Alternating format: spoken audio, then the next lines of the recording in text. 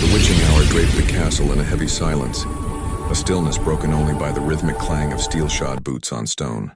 Sir Caelan, captain of the King's Guard, walked his nightly patrol, his younger apprentice, Finn, trailing a step behind.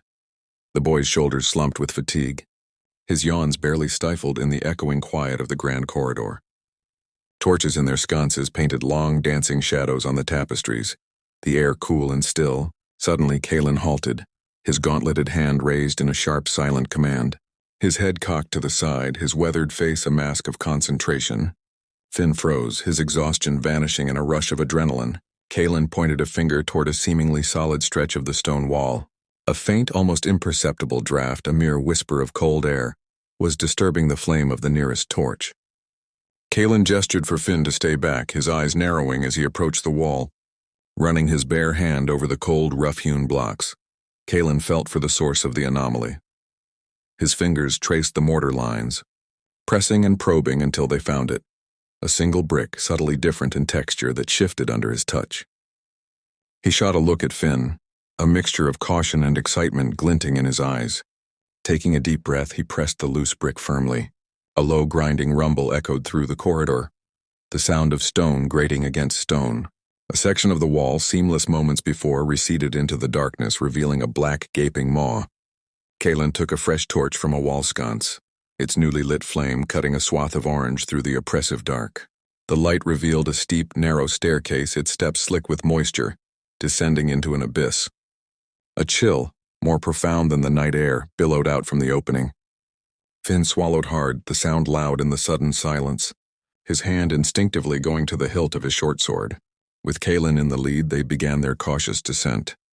The air grew heavy and cold, thick with the cloying scent of ancient dust and damp earth. Cobwebs, thick as sponge shrouds, brushed against their faces, and the stone underfoot was treacherous and uneven. Each step seemed to take them further from the world they knew, deeper into the forgotten bowels of the castle. As they went deeper, the torchlight began to pick out shapes on the walls. Faded tapestries, their colors muted by centuries of neglect, hung in tatters. They depicted scenes of forgotten history, long-dead kings with stern faces, epic battles against monstrous beasts and constellations that no longer graced the night sky. It was a gallery of ghosts, a testament to an age lost to memory. The winding stairs finally opened into a vast circular chamber. Caelan held the torch high, the flame seeming small and inadequate in the immense space. For a moment, both men stood frozen at the threshold, silenced by the scale of what they had found. The camera of their gaze panned slowly across the scene. Floor-to-ceiling shelves groaned under the weight of countless scrolls and leather-bound tomes. Sprawling tables were cluttered with strange, multi-lensed contraptions, intricate astronomical charts and artifacts of unknown purpose. Dusty banners bearing the sigils of forgotten royal lines hung like silent sentinels from the high vaulted ceiling. Finn's eyes were wide with a wonder that bordered on fear. It was a trove of secrets, a library of lost knowledge. Their shared gaze was inevitably drawn to the very center of the chamber. There, commanding the space, sat a large iron-bound chest. Its dark wood was covered in a lattice of intricate carvings, swirling symbols and glyphs that belonged to no language they knew. It seemed to pulse with a silent importance, the focal point of the entire hidden world. Caelan and Finn approached the chest, their footsteps echoing as the only sound in the cavernous room. The captain circled it slowly, his eyes scanning for hidden needles, pressure plates, or arcane wards. He ran a hand over the complex carvings, feeling the ancient cold iron beneath his palm. It was a lockbox of history, but it seemed to hold no immediate physical threat. Finding no traps, Caelan gripped the heavy ornate handles on the lid. He gave Finn a final resolute nod, then heaved. With a deep, protesting groan of rusted hinges that echoed the grinding of the stone door, the lid swung open. A brilliant ethereal light, pure white and pulsating with energy, erupted from within the chest.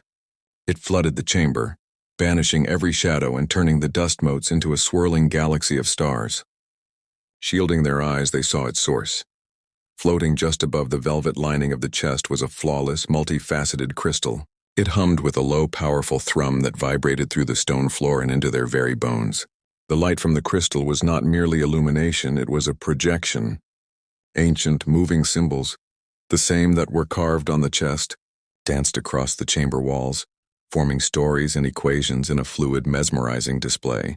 The guard and his apprentice stared, their minds reeling from the impossible sight. Slowly, his breath held captive in his chest, Kalen reached a trembling hand toward the humming, floating heart of light.